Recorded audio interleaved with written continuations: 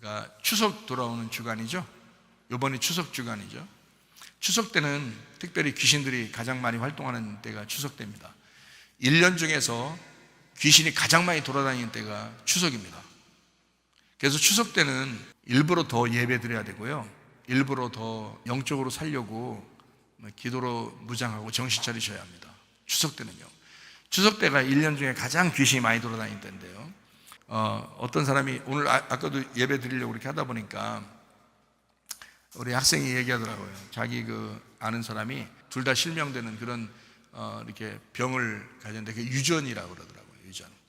근데 그 자식이 하나라고 그래요. 여러분이 유전을 잘 알아야 됩니다.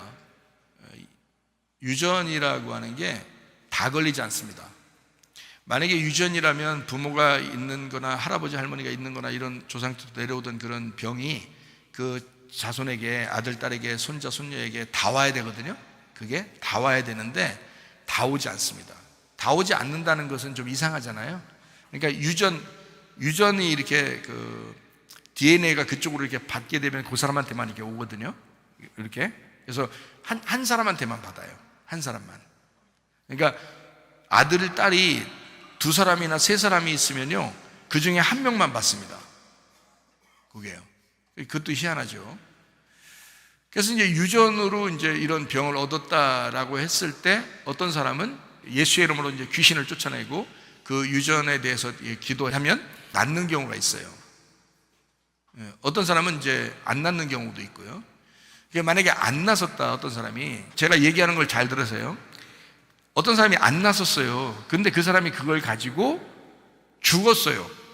예수 믿는 사람이 그 병을 가지고 죽었어요. 그러면 그 자손한테는 안 내려갑니다. 이게 유전이라고 하는 이게 놀라운 역사인데요.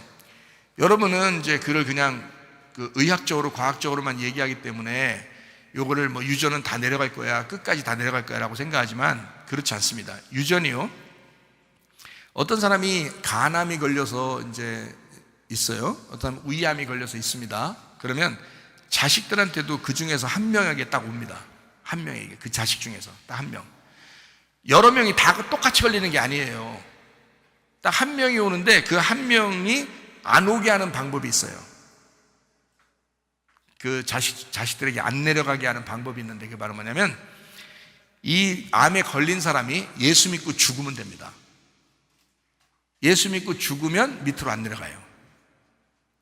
유전이면 그냥 내려가야 되잖아요. 예수 믿고 죽어도 유전이면 원래 내려가야 되잖아요. 근데 예수 믿고 죽으면 그 병을 끌어안고 이 사람이 죽었기 때문에 더 이상 밑으로 안 내려가요. 유전이 안 내려갑니다. 여러분 그 주변에 있는 사람들 중에서 확인해 보세요. 그런가 안 그런가. 저는 이거 귀신 쫓으면서 많이 알았거든요. 귀신 쫓으면서 이거 많이 연구해서 사람들 많이 만나보고 많이 알았기 때문에 요거를 연구했는데, 아무리 유전으로 내려왔더라도 예수 믿고 그 사람이 딱 그 병을 가지고 죽잖아요. 그러면 그 밑으로는 안 내려가요. 이게 예수 안 믿고 죽으면 어떻게 될까요? 그럼 내려가지.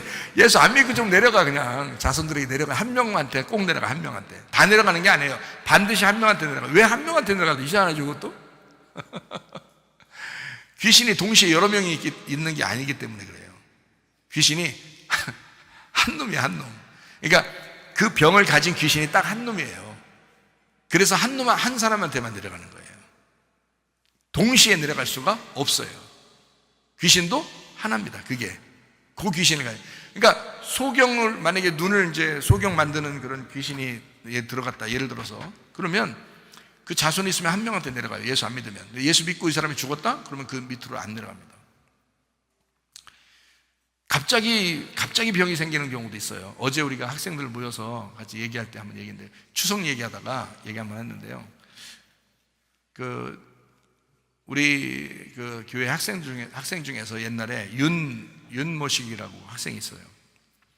근데 그 학생이 갑자기 우리가 이제 여름 수련회 때인가 그래요. 수련회 때인가 그런데 그 다음 날이 수련회 시작이에요. 근데 그 전날 저녁 늦게 갑자기 목사님 저한테 전화 왔어요. 전화 와가지고, 목사님 제가 급하게 내려가야 되겠어요. 그래서 왜 그래? 무슨 일이야? 근데 목사님 안 보여요. 아니 어떻게 된 거야? 그랬더니 목사님 제가 내려가서 설명해 드릴게요. 그러더라고.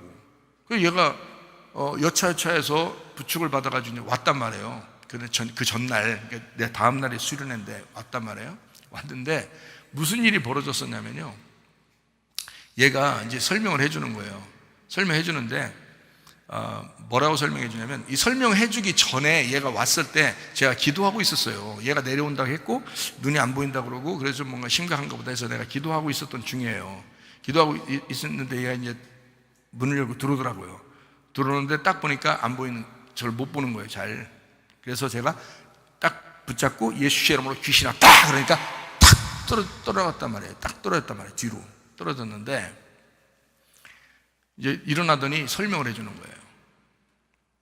뭐라고 해주냐면, 그 동네에서 얘가 대학교를 다니는데 그 학교하고 이 자취방하고 이렇게 거리가 있는데요, 그 사이를 이렇게 다니는데 지나가는데 어느 날, 그 전날이죠. 그날 갑자기 눈이 따끔하더라는 거예요. 눈이 갑자기 따끔하대. 그래서 하면서 그 다음 팍 쓰러졌대요.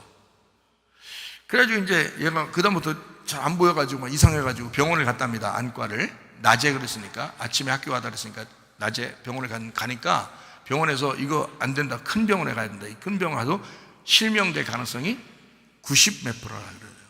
그러면 이제 실명이거든요. 그냥 이 눈이 찢어진 거예요. 동공, 여기가 눈동자가 찢어진 거예요.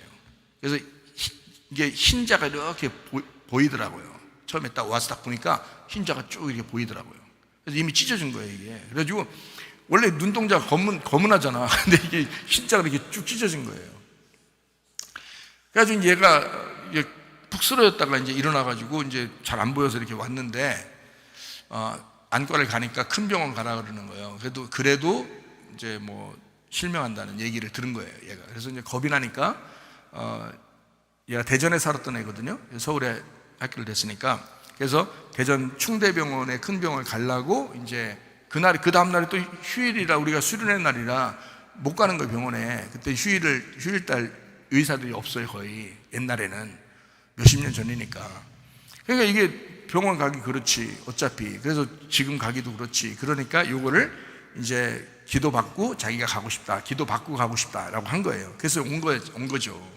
무슨 얘기인지 들어보니까 얘가 학교를 가는, 집에서 학교 가는 그 거리가 소경들, 무당들이 있는 거리예요, 거기가. 그러니까 무당들이 있는, 깃대 꽂고 무당들이 쭉 있는데 다 소경인 거야, 거기가. 거기를 계속 지나가다가 뭐 에이 퇴 하면서 맨날 지나다니고 이랬다는 거예요. 근데 어느 날 갑자기 팍 이거 막 눈을 팍 찌르니까 깜짝 놀래가지고 쓰러졌는데, 그 다음부터 눈이 찢어진 거야. 안 보이는 거야. 그냥 걸어가는데. 근데 와가지고 이제 귀신이 떠나 해가지고 딱 이제 쓰러졌다가 일어났는데요. 이제 좀 보인다는 거예요. 그래서 그 다음날, 그래 뭐 병원 가기도 휴일날이니까 그러니까 수련회 끝나고 가자. 그래서 수련회 날 수련회 이제 하고, 그래서 이제 뭐 찬양 다 하고 기도 다 하고 말씀도 다 듣고 다 하고서 이제 그다음 저녁까지 끝났어요. 하루 수련했어요. 일일 수련회 하고 끝나고 다음 날 이제 충대병원을 갔단 말이에요. 다 봉합됐어요. 아무렇지도 않아요. 눈 다 보입니다. 이게 왜 그러겠어요? 귀신 역사예요. 귀신 역사. 여러분, 귀신 살아 있습니다. 귀신이 여러분 쓰러뜨리려면요, 1도 안 해요, 여러분. 제가 2도 아니고 3도 아니라 했죠. 여러분 쓰러뜨리려고 하면, 왜냐하면 귀신은요, 어느 순간에도 틈만 나면 들어와요. 틈만 나면, 여러분. 그러니까 여기서는 그냥 주님의 뜻, 그러니까 인격이 주님의 인격하고 딱 합해서 그냥 주님 뜻대로 살려고만 하잖아요. 귀신이 있다가도 떠나간다고.